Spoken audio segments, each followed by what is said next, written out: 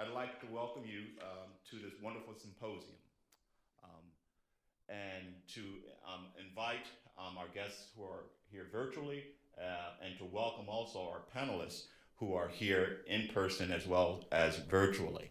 Um, we were really proud to put together this panel, and we were really proud to have you here with us. I want to first thank, first and foremost, Professor Hardaway for her wonderful efforts at putting together, conceiving, and executing this wonderful symposium. We're looking forward to. I would also like to thank the Law Review and its members for their work and help in assisting us today, also in their efforts to work with the presenters and the panelists to publish their works in the journal.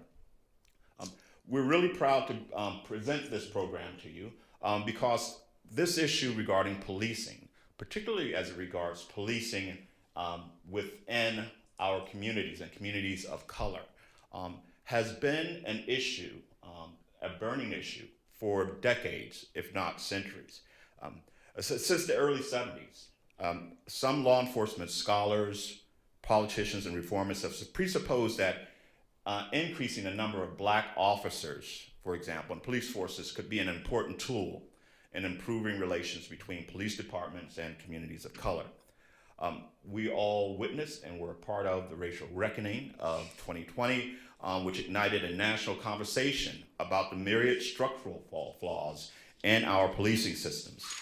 And then in the few prior years, the mass sustained social uprisings in response to the killings of George Floyd, Breonna Taylor, and so many others, too many others, feature several examples of officers of color in enforcement roles. Now, in addition, the continued advocacy around reform of policing systems revealed the persistent instances of racial discrimination endured by Black and brown police officers inside and outside of the departments. To be sure, inter-department discrimination has long been a feature of the departments, and while affinity law enforcement associations began in the mid-1900s in their efforts to support and empower officers from underrepresented racial groups, those groups today still lack collective bargaining rights or power by which to support the interests of the members to implement structural reforms.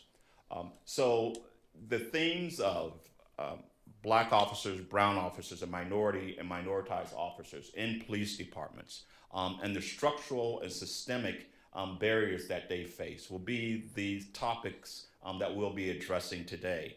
I just want to thank you for being here, to welcome you to Case Western School of Law, Case Western Reserve University School of Law. And now I will turn it over to Aisha Hardaway, who will make further remarks and open up the panel.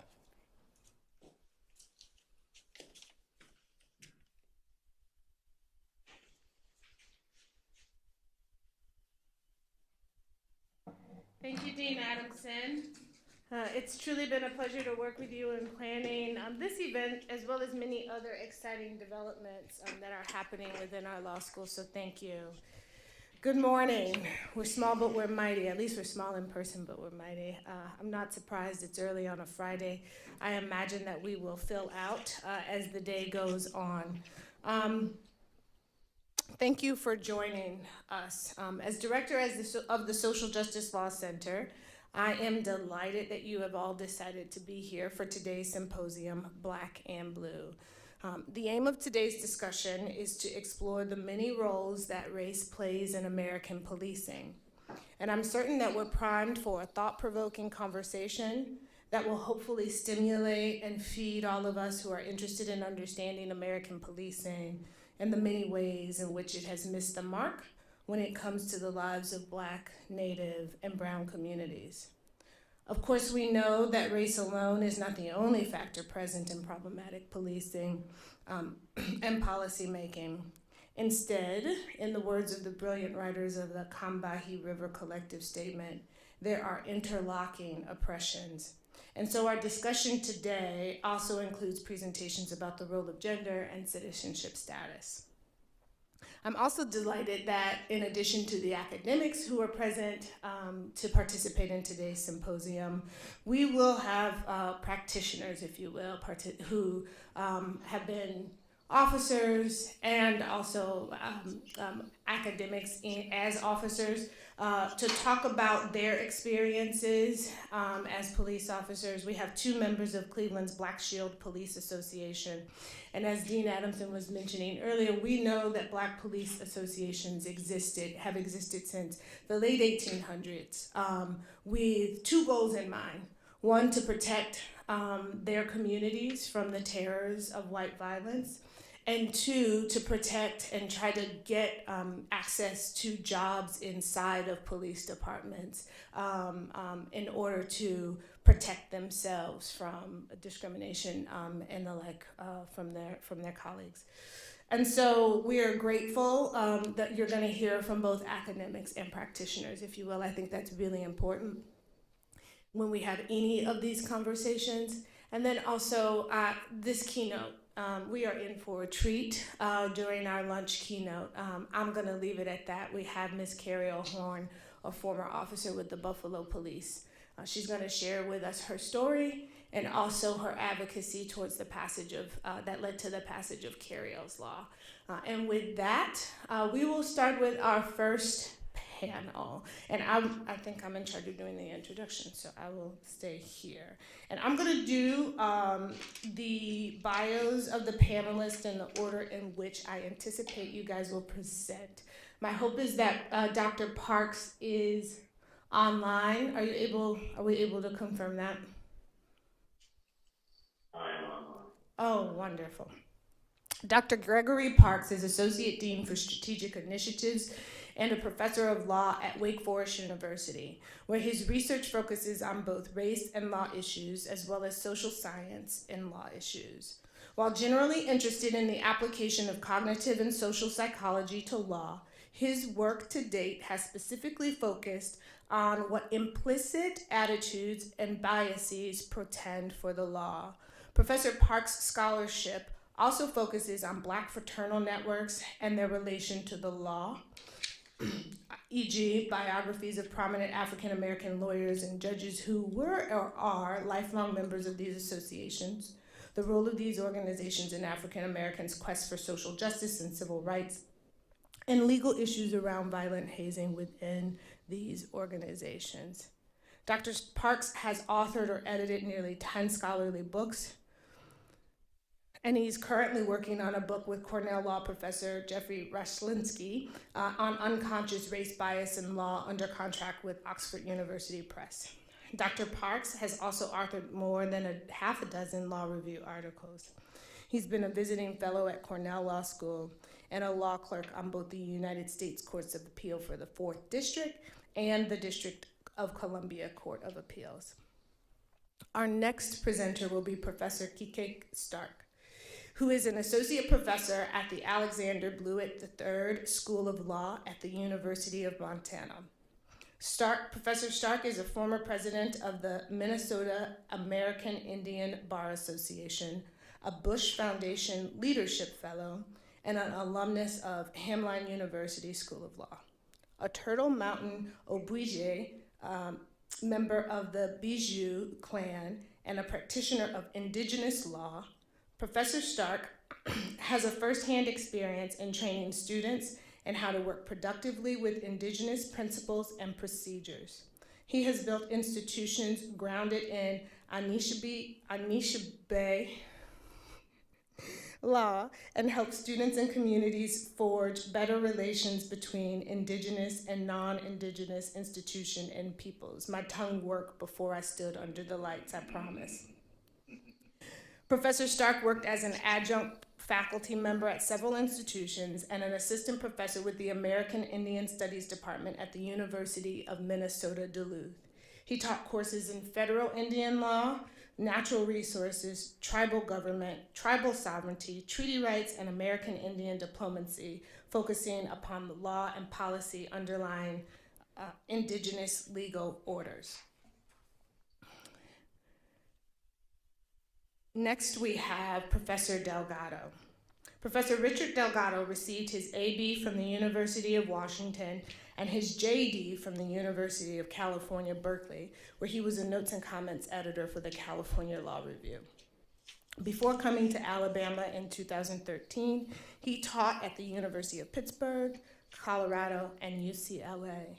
He's the author of over 200 journal articles and 20 books. Professor Delgado's work has been praised or reviewed in The Nation, The New Republic, The New York Times, Washington Post, and The Wall Street Journal. His books have won 8 National Book Prizes, including 6 Gustavus Myers Award for Outstanding Book on Human Rights in North America, the American Library Association's Outstanding Academic Book, and a Pulitzer Prize nomination. Professor Delgado's teaching and writing focus on race, the legal profession, and social change. And if you were a student with me in Dean Itten's classes, you learned that Professor Delgado is also one of the leaders of critical race theory. So we are really, really honored to have Professor Delgado with us. Along with Professor Delgado, a co-author on his piece that will be published in the Law Review Symposium is Alan Slater.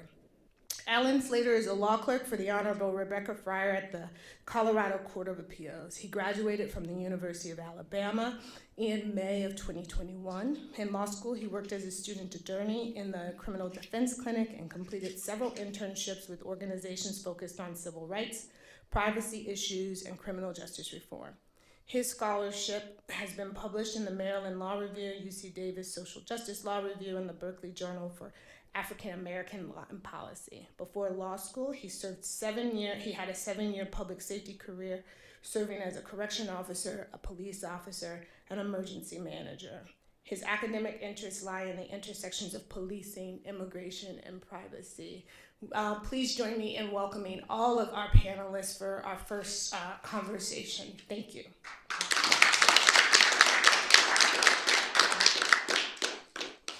Good morning. My video is not working, but should I ask to share my screen if possible? I do have slides.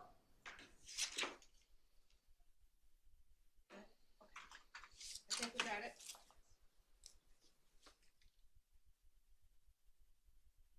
Should have access, Dr. Parks. Or if not, yes.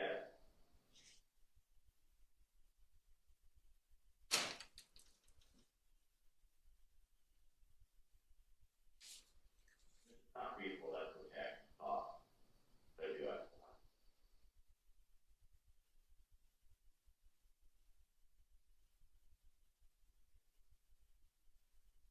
Gregory and Alicia, would you like for Ellen and me to go first, and that way we'll give Gregory a little time to try to get his. There we go. Okay, you got it. Thank you for volunteering, Professor Delgado.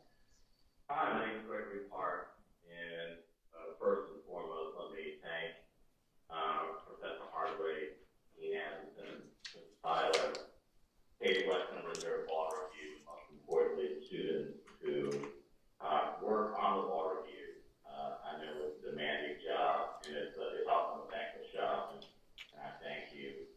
It's a privilege to be on a panel with such distinguished scholars, especially Professor Delgado's work has inspired me and my own work for many years. I want to offer my perspective and hopefully some insight with respect to a topic I've been thinking about for many months, even prior to Law Review's proposed symposium for today, and which has resonated even more with me on the anniversary of January 6th.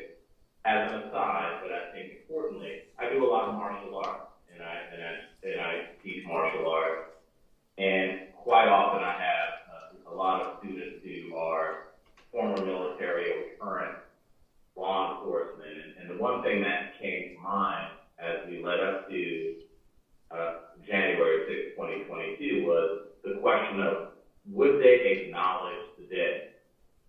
And to a person they didn't, which surprised me because they all believe that blue lives matter. So it underscored my thinking as I'll articulate it in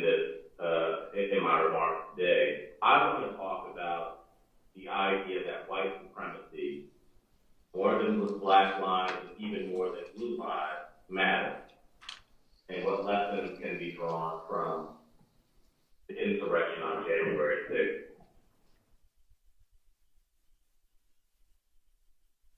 The origins of the Black Lives Matter movement can be traced to its roots in social media, specifically to a Facebook post by Sioux in 2013.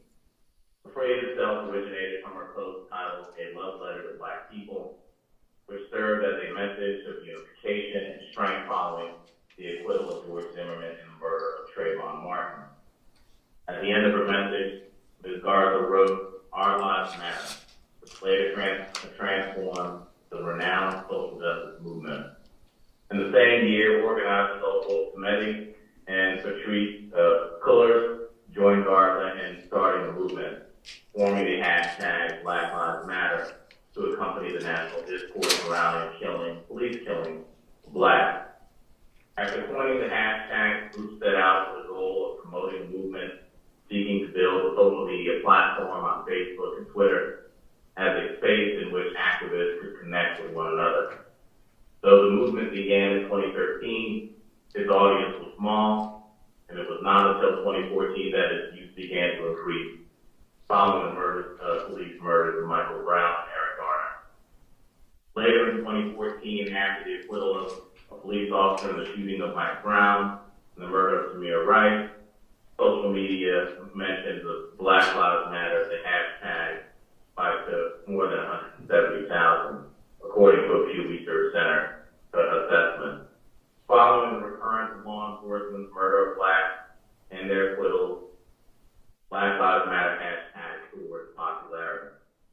While the civil rights movement was a quest for democracy led by organizations that failed to function democratically, critics argue that it focused too heavily on the movement's leaders, that being Black Lives Matter, something that the BLM aims to change. Three founders implemented a horizontal method of organization favoring democratic inclusion at the grassroots level. In December of 2014, NYPD officers Rafael Ramos and Gandu were killed in Brooklyn, New York. As such, Blue Lives Matter was formed as a counter-movement to Black Lives Matter, advocating that those who are prosecuted and convicted killing law enforcement officers should be sentenced under hate crime statutes. Critics of the Blue Lives Matter movement state that a person's job cannot be analogized to the type of resonance that racial identity has to a person. They add that while black identity, culture, and history are constantly under attack in the United States, see, for example, attacks on critical race theory and teaching factual American history in schools, law enforcement doesn't face similar threats. In fact, and even more importantly, so-called blue lives are not even under wholesale threat in the United States. For example, according to an FBI data from 2016 and 2017, violence against police officers has been decreasing without these proposed laws, calling into question their necessity. Finally, some critics of the Blue Lives Matter movement underscore that Blue Lives Matter supporters intentionally or unintentionally support or accept a system of racially discriminatory policing. Now, I wrote an article a year ago, sort of a tee up in a discussion about the racist roots of American policing.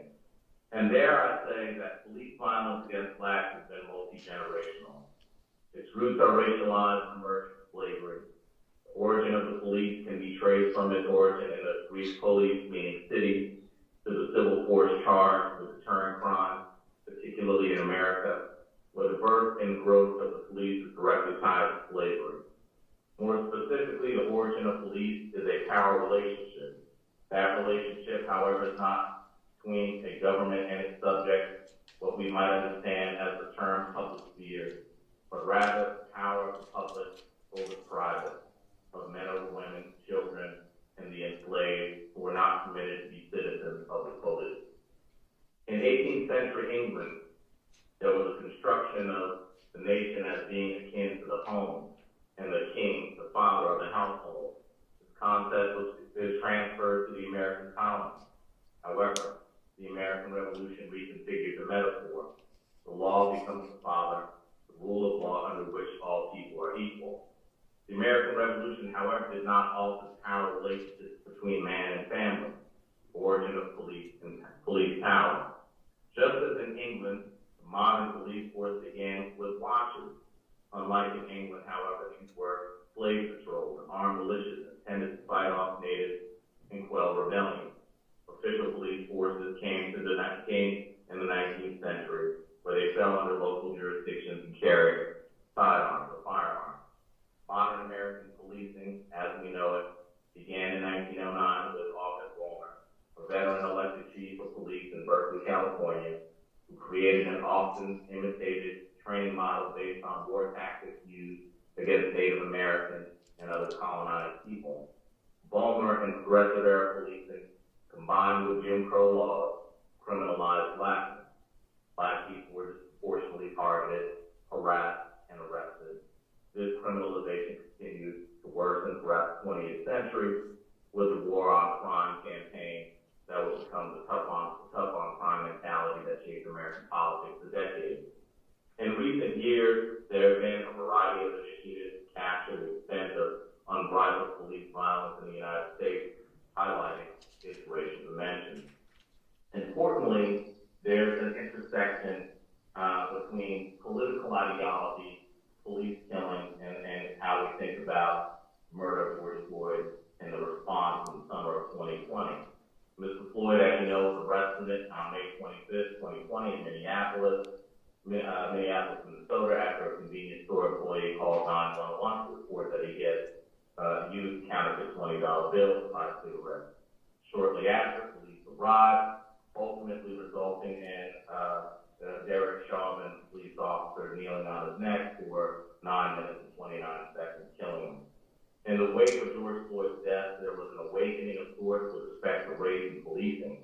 In June 2020, the majority of both black and white Americans believe that black people are treated less fairly when dealing with police and by the entirety of the criminal justice system. According to polls from Sioux Research Center, 84% of black adults believe that blacks are treated less fairly than white by police. Additionally, 63% of whites reported the same sentiment. Looking at the criminal justice system and their treatment of police officers, an 18 News poll stated that 84% of black Americans believe that the criminal justice system was too lenient to police officers who caused injury or death, compared to 62% of white Americans. But more importantly, you saw an increase in support for black communities, less support for policing, more support for the Black Lives Matter movement. But this was mostly attributed to white Democrats, as black people have fairly consistently held the same views towards race and towards policing over the decades. As one study points out, this change has come entirely among supporters of the Democratic candidates. 74% of Biden supporters say it is a lot more difficult to be a black and white person, while a small majority of Clinton supporters, 57%, said the same thing. The interesting thing, and I'll move on from the numbers, but just at a high level, you saw a significant uptick in the percentage of Republicans who supported the Black Lives Matter movement in the wake of George Floyd's murder, but you saw a precipitously drop in the month after his murder into the fall of 2020. There's also some significant research on the intersection of ideology and policing attitudes. One political ideology greatly influences the way in which a person views law enforcement and law enforcement in the United States more specifically. First, as a general matter, liberals and conservatives view figures of public authority differently. Typically, conservatives have more rigid views about obeying authority. Conservatives are seen to hold a pessimistic view of human nature and feel that individuals need authority to maintain stability, and social order. On the other hand, liberals are more typically under the belief that authority should be questioned for social progress to be successful. Moreover, their view harm them and should welcome new experiences. Therefore, obedience to liberals is a divisive act in and of itself. But more specifically, with regard to attitudes about policing, when it comes to attitudes of law enforcement, there are important distinctions between Democrats and Republicans. While most of both groups hold a favorable view toward police, Republicans 81%, they are much more likely to feel positively towards police than Democrats, who have a 59% favorability rating vis-a-vis law enforcement. It's important to keep in mind the intersection of political ideology and racial attitudes. In a 2017 Pew poll, it showed that a wide majority of Democrats and Democratic leaners, 81%, now say the country needs to continue making changes to give Black people rights as whites. The share holding this view is up 18 points since 2014, when a small majority, 63% of Democrats said this. Among Republicans and Republican leaders, most, 59%, say the country has already made the needed change to give Black people rights with whites, and 36% say that more needs to be done. In a 2021 Pew poll, just 25% of Republicans and Republican-leaning independents pay greater attention to history. There's a history of slavery and racism as a good thing. Far more, 46% view it negatively, while 29% see it neither good nor bad. Democrats and Democratic leaders across racial and ethnic groups express overwhelmingly positive views of increased attention. To the top of 78% say it's good for our society. And so you see these significant disparities in racial attitudes. More importantly and significantly, contemporary psychological measures of racial bias overlap considerably with conservative political ideologies, for example, modern racism scale. So what does all this mean, as we think about the January 6th insurrection? On January 6, 2021, a mob composed of white nationalists and Trump supporters attacked, and you can say there are other folks in this mix, attacked the U.S. Capitol. Thousands of insurrectionists descended on Washington, D.C. for the Stop the Steal rally, which former President Donald Trump promoted through his social media channels and days prior.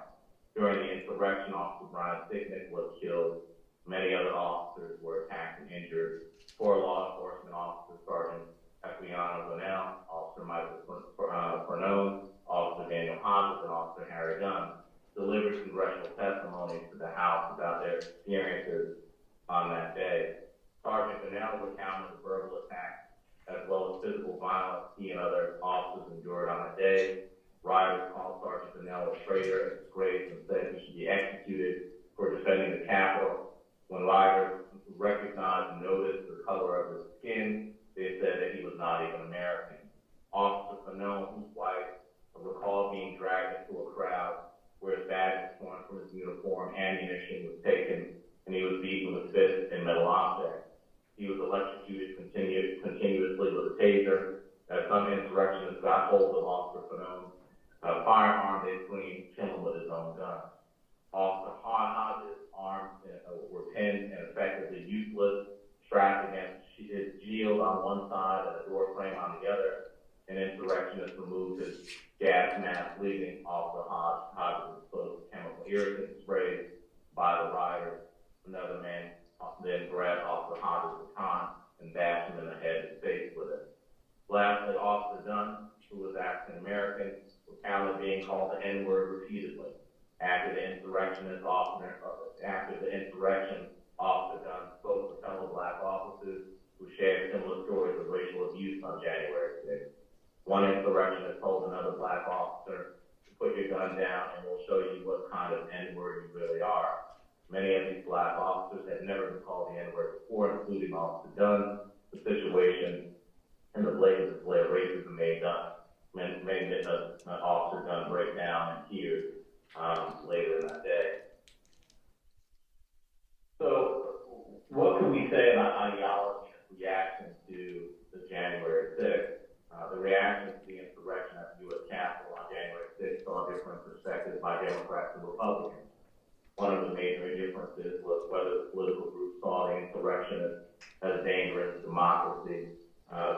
within the United States. In a poll conducted by YouGov, 93% of Democrats believe that the insurrection was a threat, while 27% of Republicans thought the insurrection was a threat to political freedom. Another difference was in perceptions of how violent the insurrection was. In another YouGov poll, 58% of Republicans saw the protest as peaceful, and 22% saw them as violent, while Democrats voted almost the exact opposite. And in a Vox poll on who was to blame, 22% of Republicans blamed Trump for the events at the Capitol, while overwhelming 94% of Democrats and 64% of independents blamed Trump for inciting the violence. Dean Park? Another YouGov poll. Yes. Dean Parks? Hi. This is Dean Adamson. We have about 1 minute left. We don't have a really good way of signaling to our virtual attendees when the time is running. So I just want to respectfully let you know that we have about 1 more minute left before we have to wrap up. I appreciate that. And I have one last line. Sure. YouGov poll majority of Republicans, specifically 52% blame President Biden for the insurrection. And as I close, what does all this mean? How do we think about ideology post-January 6th and the backing of the blue? Political conservative support for law enforcement seems to be inconsistent. We know, as I've stated, conservatives are more so the Muslim backers who believe that blue lives matter. This is particularly so when law enforcement are policing Black communities, and even when law enforcement unjustifiably takes the lives of Black people. However, when law enforcement serves as a defender of democracy and a bulwark against white supremacists and national resentment, in part embodied in the rhetoric and policies of Donald Trump, and how those were embraced by his supporters, conservatives largely stopped backing the blue. In September 2021 Pew poll, since March 2021, there has been a 22 percentage point drop in the share of Republicans who think it is very or somewhat important that federal law enforcement agencies find and prosecute those who broke into Capitol and rioted there, and injured police officers. More importantly, as we think about the recognition remembrance ceremony that was held on January 6, 2022, almost no Republican elected officials showed. Only Liz Cheney and her father showed up to that event. Thank you for the opportunity. I look forward to the dialogue on the back end of this, and certainly look forward to hearing my co-panel.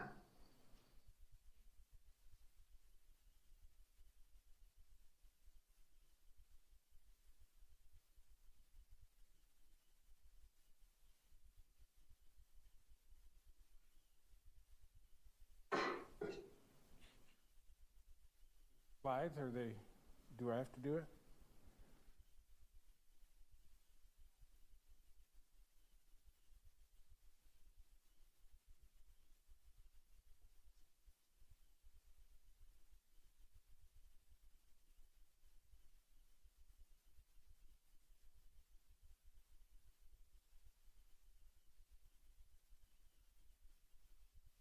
So as they're putting up the slides, bonjour, KK can go, but Benesing women vision do they make not doing and do to dash. Never good train my eye and my own goom chicagi do you know in the schnabish not corner gay win. So my name's KK and I'm here and I'm happy to be talking about Indian law, but specifically in this context, Indian policing. And so part of my background, I was the Attorney General for the Lakota tribe for a number of years. And with that, we implemented, so I overseen the Office of the Prosecutor, but also the Police Department, and then also Public Safety Commission. And I was also attorney for the Great Lakes Indian Fish and Wildlife Commission, which is intertribal of 11 tribes. And they had off-reservation law enforcement for the implementation of treaty rights, Wisconsin, Minnesota, and Michigan. So I've seen the operations of policing both on reservation and off reservation. And so in the wake of the protests calling for reform, I began to ask the question, where does Indian country fit within that, and how the idea of police began as an agent of assimilation.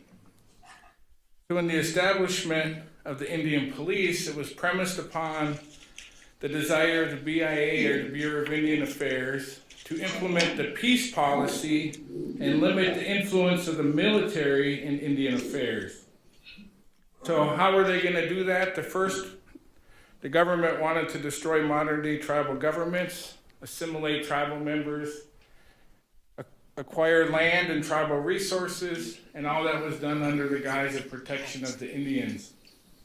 How they went about that was handpicking tribal leaders, ended treaty making in 1871, and the allotment and wholesale dispossession of tribal lands, implementing the boarding schools, as well as the CFR courts and Indian police. So under the guise of the police policy to control the agencies passed to Christian denominations, and the churches received the right to proselytize the tribes under the idea of Indian education.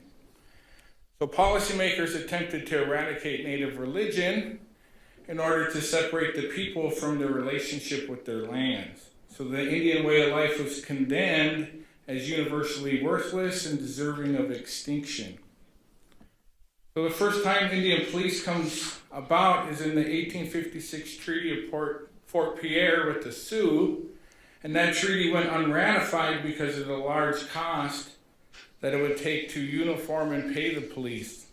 What's interesting is that the United States spent more money in 1 year trying to return the Sioux back to the reservation, which was enough to fund 100 years of Indian policing. So the first actual modern-day police force was at San Carlos Apache in 1873. So you see a picture of the San Carlos Apache barracks there that the police was housed at, and the first appropriation for Indian policing occurred in May of 1878. By November of 1878, about 1/3 of the Indian agencies had Indian police. By 1880, 2/3 of the agency had Indian police, and by 1890, nearly all the agencies had Indian police forces. So traditionally, law enforcement was governed by the chiefs, the warrior societies, and the clans, based upon the various communities. Here you see a picture of George Sword, who was a traditional Lakota chief, but he was the first chief of the Indian police for the Oglala Nation. And part of his implementation was the Ogichida Society that implemented traditional policing. And so also traditionally, community members had free will. So they had the ability to kind of act as they wanted to, the ability to, act in a free manner, but they were supposed to adhere to community norms and kinship principles. So that's important because that's kind of what confined how people operated. So that was in place except for two main circumstances, which is one, if you went to war, you had to follow directions, and then also on the hunt, because in both circumstances, people could die. You could either starve if you messed up the hunt, or people would die if you messed up going to battle. So traditional forms of justice was about ensuring harmony and balance within the communities. So depending on the tribe, punishment included ridicule, banishment, whipping, sometimes death, but also adoption in place of that. So if you had a murder, so the idea of ex parte Crow Dog was the idea when Chief Crow Dog actually killed Chief Spotted Tail, they did a traditional adoption and brought him into the family. And for 4 generations, they had to pay forward the obligations to fulfill that role. The idea is imprisonment or jail was not utilized. And so in the early days, disputes were still resolved outside of the courts of Indian offenses. So here's a picture of the Light Horse Police Force in Oklahoma with Chickasaw, Cherokee, Choctaw Creek, and Seminole, which was their traditional police force, and they're pretty legendary. So in 1878, the Appropriations Bill authorizing the first Indian police force provided that it was to be employed or police was to be employed for the civilization of the Indians. So the establishment of the police under the Bureau of Indian Affairs brought the destruction of the clan and kinship-based society. So the Indian police and the courts were created to control and break up Indian leadership and traditional government. So in 1881, Hiram Price, who was Commissioner of Indian Affairs, said that the Indian police system was a power independently or entirely independent of the chiefs, and it will weaken and destroy the power of the tribes and the bands. So the authority to establish the courts and the Indian police was exercised under the provisions of law allowing the department or the Interior Department to have supervision over the Indians, or the idea of protection of the Indians. And the policy was to destroy tribal relations as fast as possible and to make sure every endeavor was to bring the Indians under the influence of the law, and they meant Western law. So the Indian Reorganization Act of 1934 was passed to reestablish tribal governing powers, curtail the allotment and other assimilation policies, and to redress those adverse effects of those policies. And so the government was not only concerned with the lack of tribal influence in the courts, but also the courts' blatant disregard for fair procedures and individual rights. So in the implementation of the IRA, they drafted in 1934 the Code of Indian Tribal Offenses, which for the first time allowed the rights for bail, trial by jury, probation, and parole. Also, as you know, the NASB case, which the Supreme Court just heard a couple weeks ago, was based upon this 1934 code and the CFR code. So the modern Indian police forces have their foundation grounded in the assimilation policies, and modern tribal law enforcement infrastructure supports the perpetuation of those assimilation policies. So even though the Indian Reorganization Act established modern-day tribal governments, repositioned tribal courts to be tribal, it didn't do the same with the police forces. So the question now are, how can Indian police forces break away from assimilation policies and return to traditional forms of justice? And one way is to return to traditional law principles. So in doing that, we have to think about, if we had free will and the idea of achieving harmony, how do we address drugs, crime, violence in our communities today? And should they be exercised loosely or more strictly, like the idea of the war or hunt? And then what's the line? Is it when your actions affect someone else, create disharmony? So it's thinking about, how do we want to implement those principles? And is customary law appropriately situated to deal with modern crimes in Indian country today? So in looking at some of tribal courts and how they've dealt with those questions, the Squaw Indian community in Washington State talked about how traditionally when conduct was in violation of societal norms, that a representative of the victim went to the perpetrator's family and asked for satisfaction of payment or somehow to make it right. And if the parties didn't agree, then a leader in the community or a tribal elder would intervene to settle a dispute. So the court said that in a modern day function, the court is functioning in the role of those tribal elders today, and is sanctioning the conduct or non-conduct of community members. So what's appropriate and what's not. In Mille Lacs, which is in Minnesota, they looked at the ability for the tribe to implement a banishment ordinance. The same went at Cheyenne River in South Dakota. They implemented a banishment ordinance for anybody selling or manufacturing methamphetamine or heroin. And so the question with the banishment ordinance was the idea of, can the tribe actually banish members for violation of those conduct policies?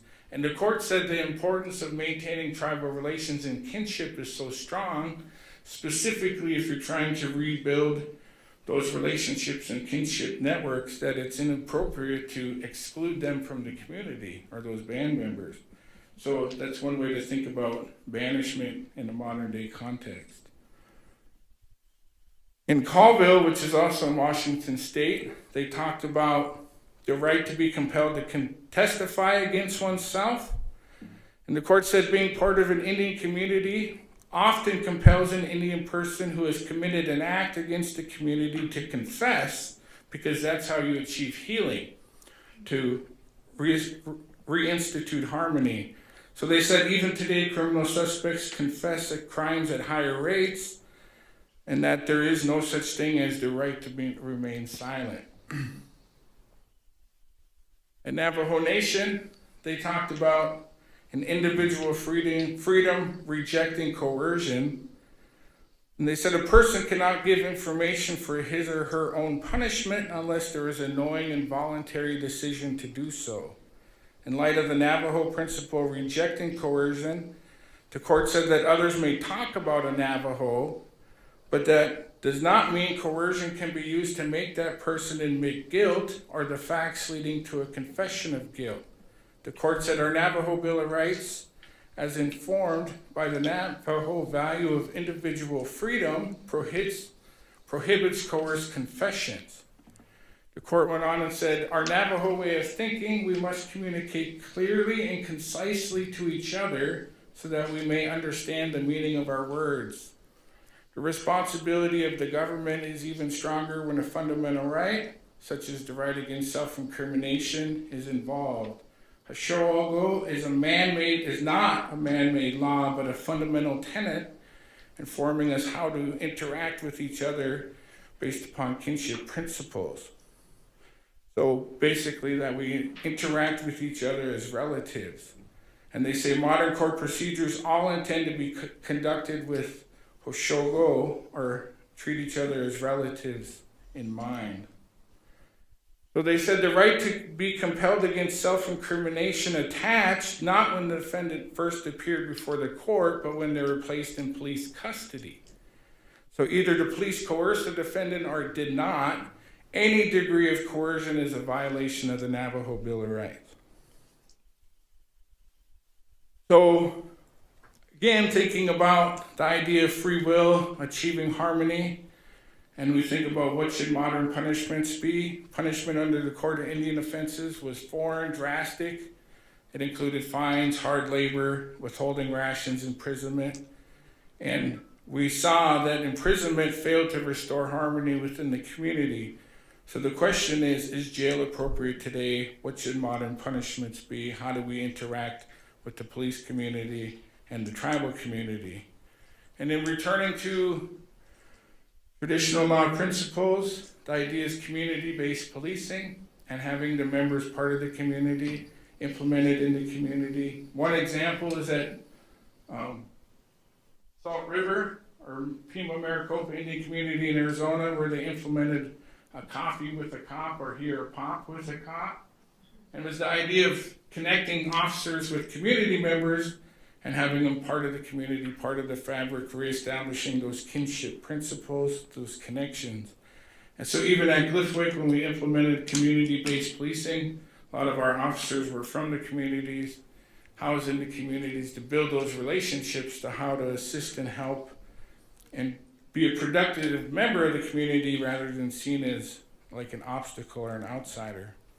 So when we think about returning and where do we go from here, one of the ideas is that as we train our police forces and train our officers, part of that is they need to be trained in traditional law principles. And they need to understand what it is to restore harmony and balance. And part of that training is to get away from those assimilation policies, but implement what it means to be a relative. And also, as we have these conversations of national reform, tribal communities need to be involved because how it's implemented really comes from the federal government side. So if we have a national policies, national movement, we really got to get on a large scale the Department of Justice, the Bureau of Indian Affairs to implement principles that perpetuate the restoration of harmony within the communities. Thank you.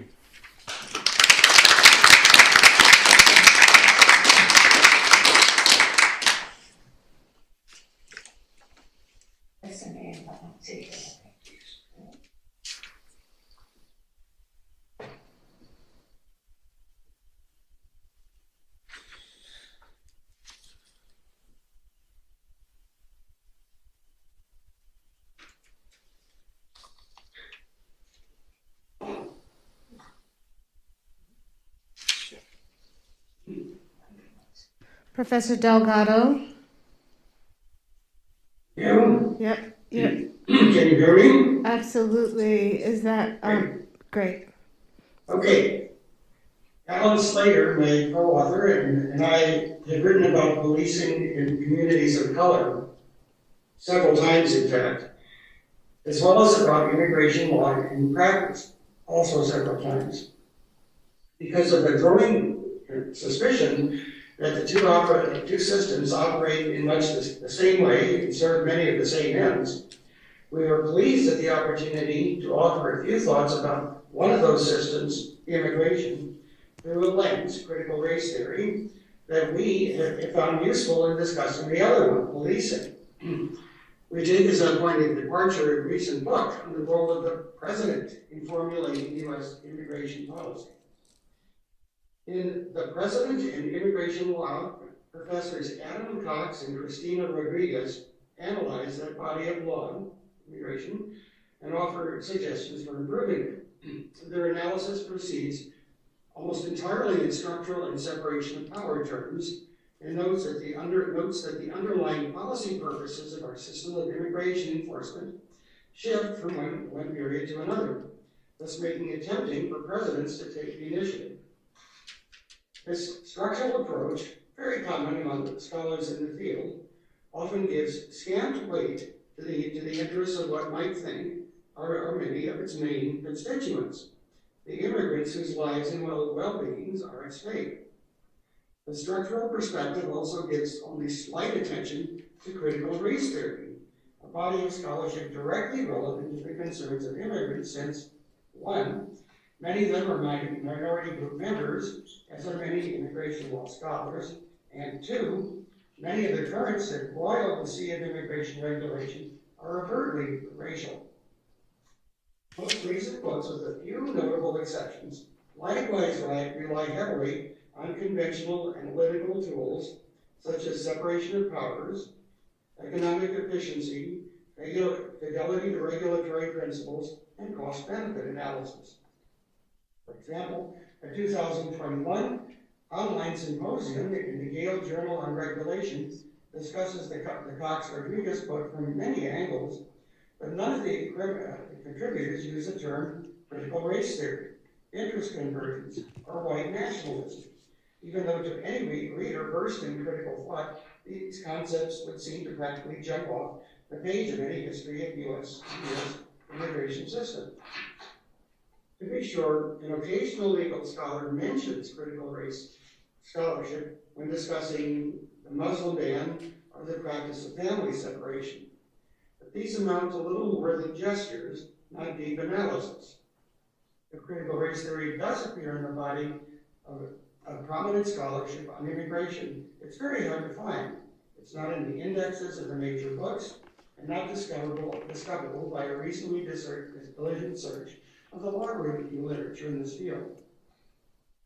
The failure to apply critical race theory to immigration law and practice is surprising, considering that at least one principal tool of critical thought lies close to hand. Years ago, Derek Bell, a father of critical race theory, taught that society is likely to tolerate and encourage advances for people of color only when these will also benefit elite whites. Bell put forward his interest convergence hypothesis in connection with Brown versus Board of Education. an education case, of course.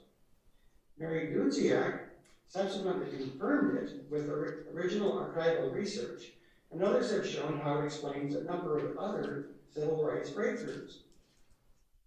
Our thesis is that significant change is unlikely to arrive in immigration law by pointing out that many of its practices are racist or inhumane, lacking in procedural protections, inefficient, that courts review them under the wrong standard, or this or that branch of government deserves to have the upper hand. Rather, we say, critics must show that it lies in the self-interest of influential majoritarian groups to modify the current system in fundamental fashion.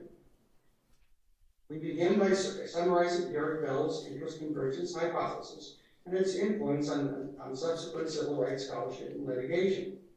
Then, we show that immigration policy currently operates to the detriment of 6 separate groups: retirees, the military, major corporations, the U.S. State Department, minorities who reside legitimately in this country, and all people who find cruelty distasteful, offensive, and wrong, particularly when it is carried out in their names.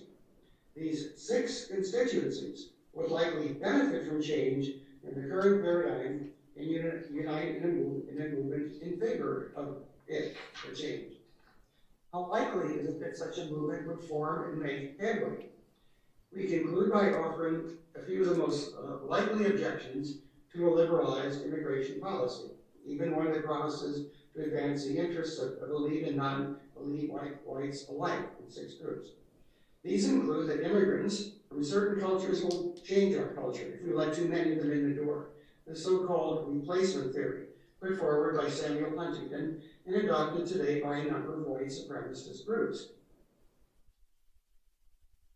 This observation wielded a great deal of influence during the Trump administration and still does with many of his followers, some of whom believe that even if immigration brings a nation many advantages, we should discourage it because it will change the nature of our society.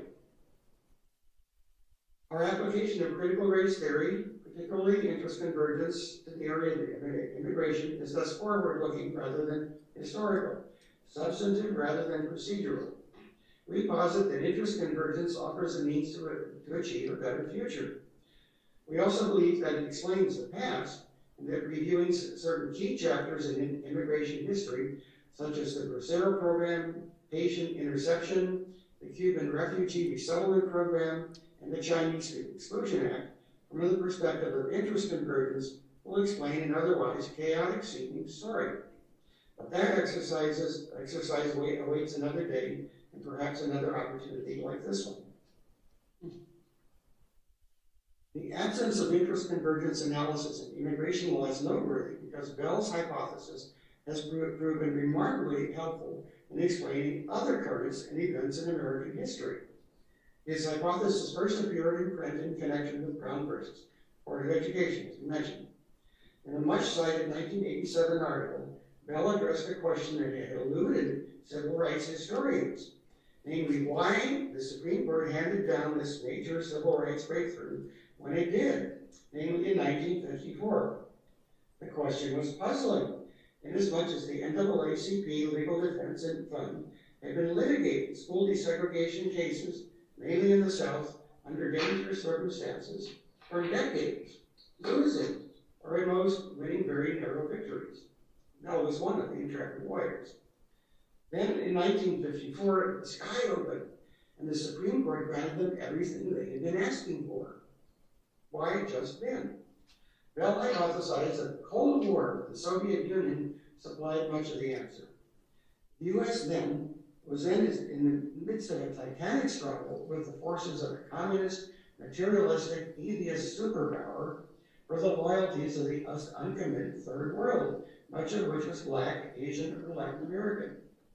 Every time the world press headlines stories of lynchings, mass deportations, or Southern sheriffs brutalizing peaceful civil rights protesters, the Soviets registered gains at our expense. Bell hypothesized that it was pressure emanating from the State Department and ambassadors abroad that persuaded elite figures in Congress and the Department of Justice to intervene on behalf of the Black community. The Supreme Court soon followed suit. The judicial breakthrough conveyed a number of further benefits to the United States. Black and brown servicemen and women have been serving gallantly in the U.S. military in 2 wars against totalitarian forces. Many of them had been returning to this country, having experienced for the first time in their lives an atmosphere, the U.S. military, where a black and brown soldier who performed well could advance and become a sergeant, or even gain a battlefield commission. These returning vets were unlikely to settle back into the former regime of shiny shoes, menial jobs, yes sir, and no sir.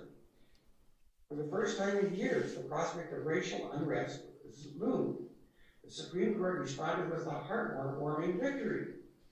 It also prompted the South, mired in a poor economy, to revolutionize its educational system and infrastructure, providing a further spark for post-war industry.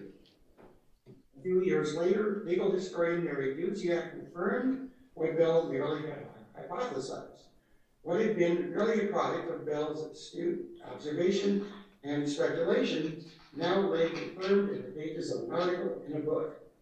Through a series of interviews and Freedom of Information Act requests, Duziak produced a paper trail showing how actors in the Department of State and other high places prevailed on the Justice Department and Supreme Court to produce the breakthrough decision. Subsequent scholarship applied the interest convergence approach to other civil rights questions, including Latino breakthroughs and Barack Obama's presidency. Could it produce yet another? Recent scholarship has shown that immigrants are a low-crime and hard-working group, good for the economy at large. They are also successful in science and industry, accounting for a large share of startup companies, scientific prizes, and Nobel Prize awards. They also bring new music, art, cuisine, and other forms of cultural enrichment benefiting the U.S. population at large.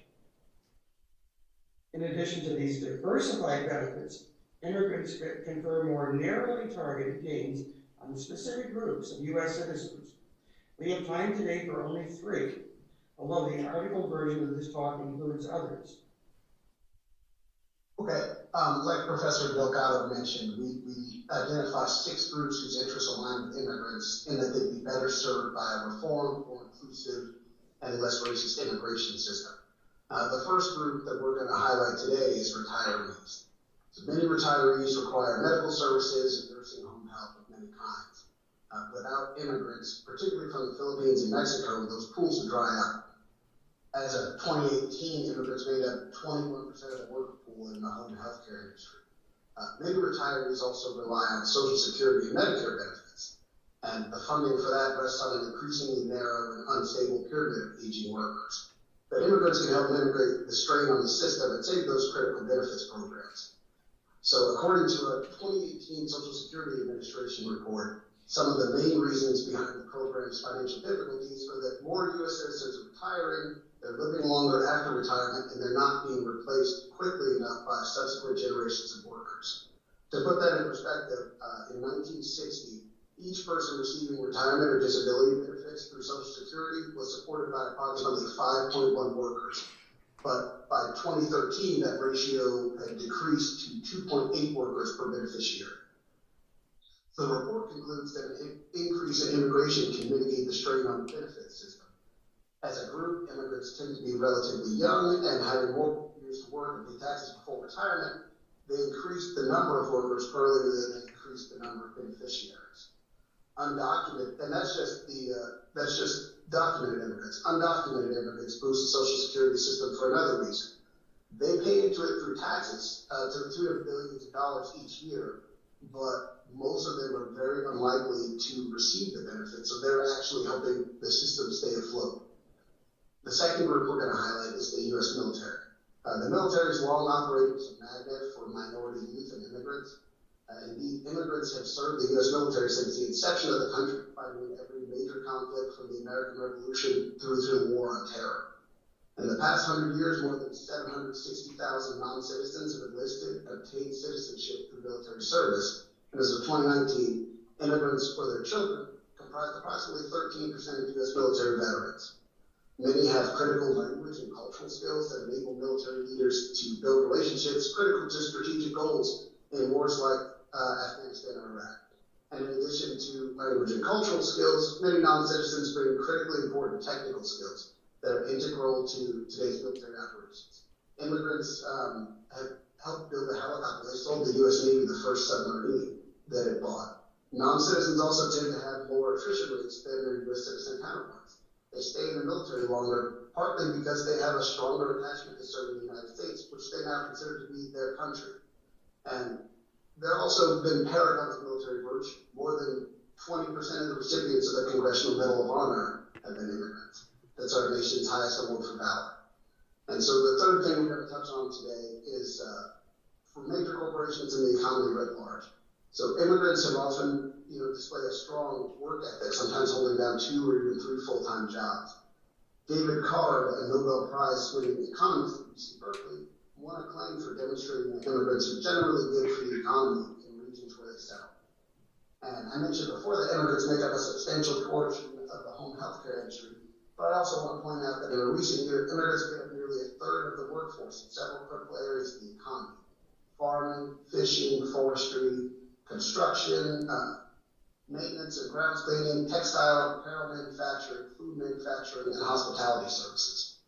During the ongoing COVID-19 pandemic, many of those workers sacrificed their health and lives to continue providing critical services, even though they were being systematically excluded from unemployment benefits or federal stimulus programs. Furthermore, despite their considerable contribution, states like Arizona and Alabama enacted draconian anti-immigrant statutes that ended up harming large swaths of their economy. Arizona started first with what was essentially a papers, please statute that allowed police officers to stop and demand proof of legal residency from anyone that they suspected of being an undocumented immigrant. Alabama followed suit shortly afterwards. The point of the laws, according to the lawmakers, was to force undocumented immigrants out of the state so citizens could take their jobs, but that didn't happen. Arizona suffered economic downturns compared to its neighbors, and Alabama did as well. In particular, Alabama's agricultural sector was devastated and still hasn't completely recovered. That law harmed the majority group that the law was ostensibly protecting. Thanks, Owen. Finally consider a number of possible objections to a greatly liberalized and broadened immigration system. Even a system that delivers expansive benefits to the country at large or to specific segments of the populace, 6 of them, could attract enmity from sectors willing to forego those benefits for reasons that are intangible or cultural in nature. Foremost of these is the belief that large numbers of immigrants are likely to change the dominant culture or its Western system of values and beliefs. This is the so-called replacement theory, first advanced by Samuel Huntington, as I mentioned, and a few years later by marchers in Charlottesville. The replacement theory holds, in brief, that if immigration proceeds unchecked, it will radically change the character of life in the United States to its great detriment. But why should the arrival or birth of substantial numbers of non-whites, or even non-Christians, herald a downturn for American society? No downturn set in following the arrival of large numbers of Italians, Jews, Irish, or Greeks in the early 20th century. Roseros saved the farm economy during the two World War period, while immigrants from Asia built the railroads and supplied doctors, dentists, pharmacists, and nurses when required to fulfill the nation's health needs. All populations need to replace themselves, either by birth or immigration. Any sensible immigration policy would exclude those with infectious diseases or histories of crime. Short of that, a self-confident country with a strong public and private sector with little to fear from immigrants. Fear of disloyalty is the second possible objection, especially during times of war or economic competition. During World War II, an anti-Japanese scare campaign resulted in the internment of large numbers of innocent Japanese, including women and children, in barbed wire compounds reminiscent of concentration camps. And in recent times, a few scientists with Chinese ties have been accused of passing secrets to overseas competitors. But almost all of those fears have turned out to be bogus or overblown. Many immigrant groups, such as the Mexican Americans or Japanese Americans, have indeed earned records for valor in military service exceeding those of Native Americans of Anglo-Saxon vintage. In short, getting the procedure right, something that many immigrant scholars feel is a terrifically important idea, while a worthy goal does not guarantee right results. Right procedure does not guarantee right action or right results. One must pay at least as much attention to substantive evidence and the myriad respects in which wrong action in immigration as in any other area can work serious injustice. This is nowhere truer than in the field of immigration, where a wrong decision may consign a person or group to a permanent life of abject misery. Coloring between the lines cannot be the only goal in any endeavor. Sometimes you have to ask about the picture that will emerge in the drawing and raise questions about the person who created the coloring book. Critical race theory and analysis helps raise these questions and shows how often society may gain a great deal from addressing them. Thank you.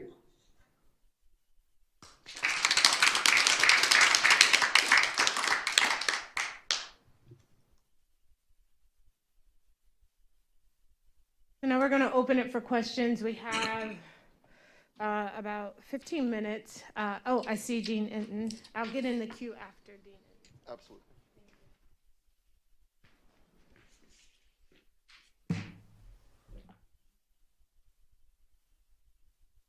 Thanks. This is for Professor Delgado and Mr. Slater. You make a powerful argument that it is not in the national interest to maintain restrictive immigration policies and to discriminate against immigrants.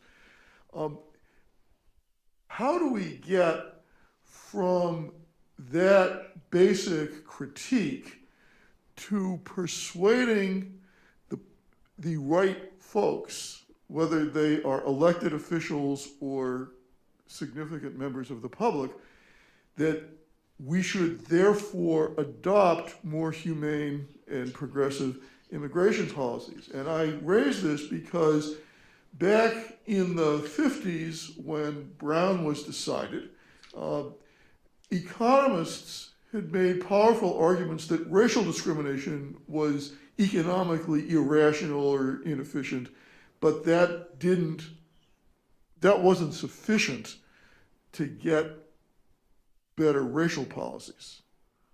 So how do we get from the analysis that you've given us to making the relevant folks understand that it might be in the national interest to go in the direction that you're suggesting?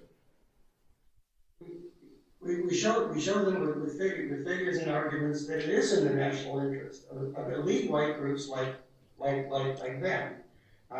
We name 6 such groups, and we show with figures that each of the 6 will be better off. These are major players in American society.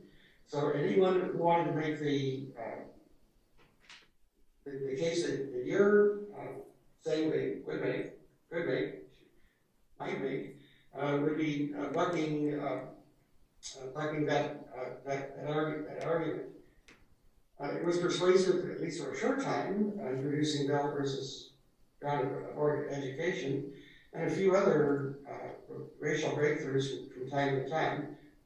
They of course roll back. I mean, you have to keep the pressure on, but at least they can get people started thinking. People like to think about their own self-interest, and they will.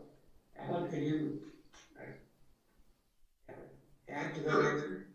Sure. So whenever I think about big structural problems and how to approach them, I always come back to this analogy I heard a long time ago. It says, how do you eat an elephant?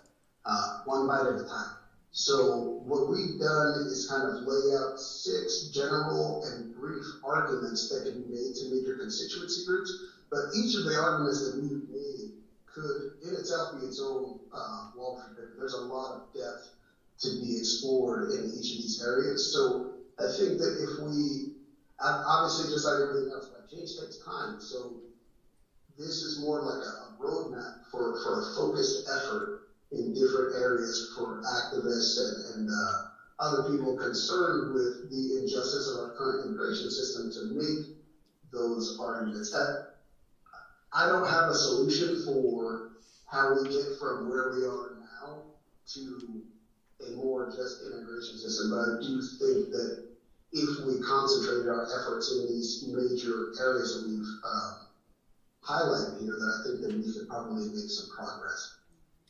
Our next article may show, go back through history and show that interest convergence actually works in the immigration field. It works powerfully. During World War time, when the nation needed workers, immigration laws relaxed. We had the Bracero program. During peacetime, we retired it. When Henry Ford needed thousands of hardworking immigrants, shirt sleeves, to work in his factories in Cleveland and Chicago and Detroit and places like that, what happened? Well, we relaxed the immigration laws to let in hundreds of thousands of hardworking Italians, Greeks, Irish, Jews, and so on.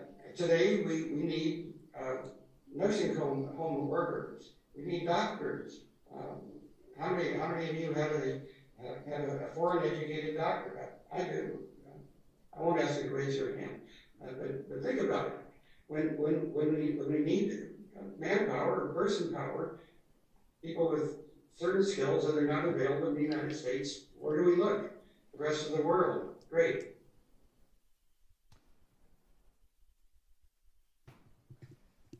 Yes.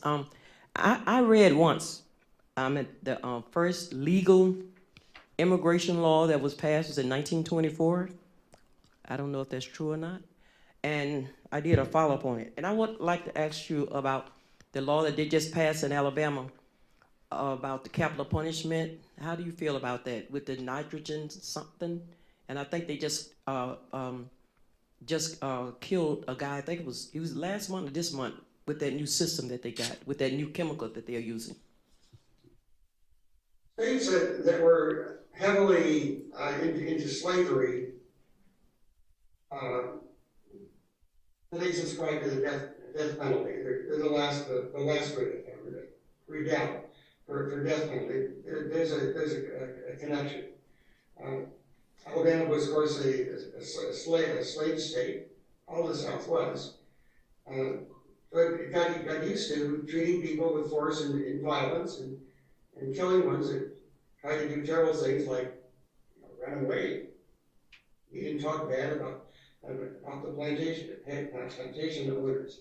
That's how I think about Alabama's death penalty system.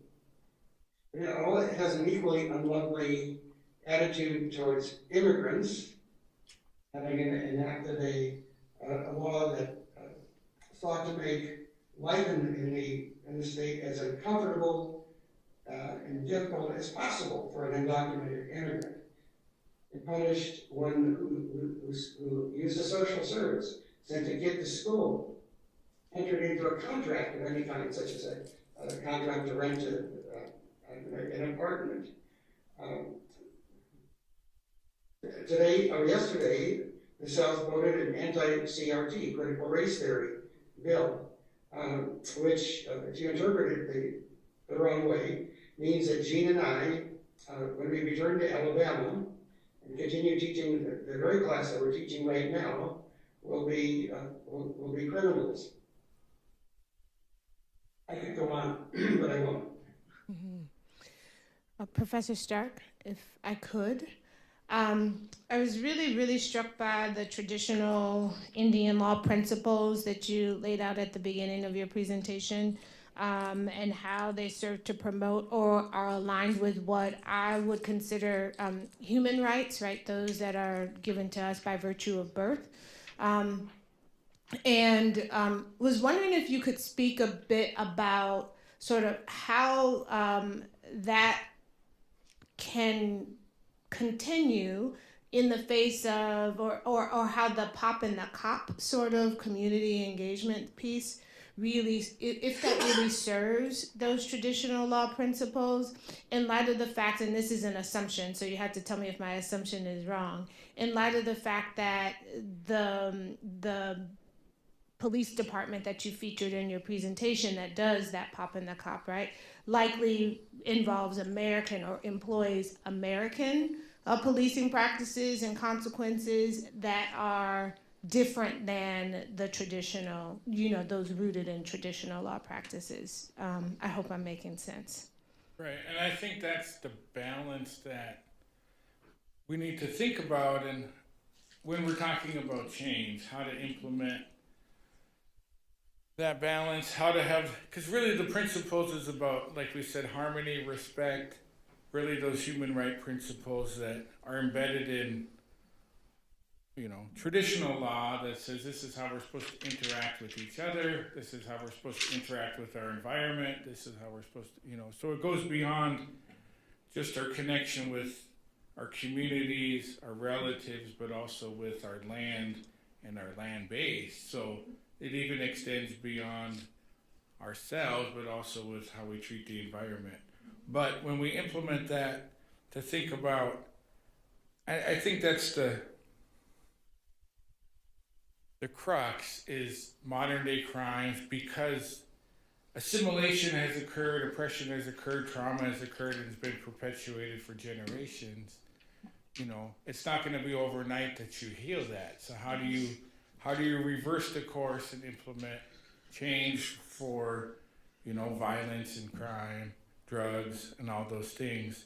But I think there's the area of building the relationships, building those principles, when we're talking about how to respect people, how to treat people with dignity, that need to be implemented. And so, to me, it really goes back to the law enforcement manuals, the procedures, and what's implemented, and what Department of Justice, our Bureau of Indian Affairs, that's telling their police officers to do when they go to FLETC and the Federal Law Enforcement Academy, to say this is how you operate these systems, to really, the structure needs to be redone from a tribal perspective, tribal value perspective, on a broad thing, to reintroduce those principles, which I think will change how policing's done and then how we interact with our communities, but that's the challenge.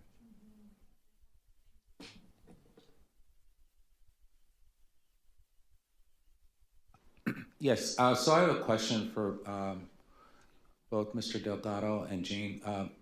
You guys are talking about the critical race theory and also the two laws that were passed, one in Arizona and one in Alabama, and the effect that it had upon both states economically. Given that it did have such a bad effect for those states, have they, or do you know if they've changed those laws back again, or have they kept them on the books just the way they are, or amended them in any way? So, from what I understand, a big portion of the law in Arizona was struck down by the Supreme Court, and Alabama. Both of the laws are still on the books, but they're not as draconian as they started out because they've had to be. Parts of them have been ruled unconstitutional, and then other parts, as far as I'm aware, have just been, the enforcement has not been there with the stringency that it was to begin with. There were stories that when this happened in, I think, 2011, 2012, 2013, in Alabama, there were front page stories all over the state about farmers whose crops were withering on vines and losing hundreds of thousands of dollars. And it was one of those things where, similar to a lot of the laws that you're seeing passed in places like Texas now, where it's like you're throwing red meat to people who want these, draconian enforcement measures, but when push comes to shove and they are actually being affected, then they're not as enthusiastic about it as they were when it was simply a theory and something that they got to yell at people about. So I think that even if they're on the books, the enforcement is not the same. Are there other questions from the crowd? If not, I have one final one, and this is for Professor Delgado and Mr. Allen. So I understand the need to appeal to majoritarian interests to liberalize the immigration system, but I think some people would object that the very things that appeal to those majoritarian interests, like the fact that income inequality requires immigrants to maybe work 2 or 3 jobs, or the fact that undocumented immigrants pay into Social Security but don't receive it, are themselves unfair. And I'm wondering if activists appeal to majoritarian interests, there's a risk of locking in those unfairnesses. You're absolutely right. One of the majoritarian interests, when encounters quickly, is the interest in oppressing poor, say, Mexicans or Guatemalans, and paying them so little money that they have to work two or three jobs. You're absolutely right about that. The possible counteract to that is education. Those parents may be exploited. They may be working 80 hours a week, but their kids can go to public school. The kids can take classes from people like Professor Stark or Alan Slater, who, even though he doesn't know it, was created to be a professor one day. They can learn about Derek Bell and critical race theory in school. They may be taught by a young professor who knows about Marx and Gramsci and the theory of hegemony. And the little kids will learn critical race theory in school. I very much hope. I hope the legislators are listening, and they can be agents of change. And that's my hope for the future. I would also point out, I acknowledge the risk of locking in unfairnesses, but in the course of researching some of this paper, one of the things that we found was that there are several studies that even though undocumented immigrants are currently contributing right now to the tune of billions of dollars to the tax system, providing them with a path to legalization actually adds several billion more dollars to the system. So if we're making these interest convergence arguments, there's also avenues to argue that the current system is still unfair and unjust, and there are economic and social benefits to provide, to not locking in those unfairnesses. So there are still avenues of attack, so to speak, to make sure that we don't leave people behind when we're trying to advocate for these better systems. Okay, thank you all. Let's join together and thank our panelists for their insights.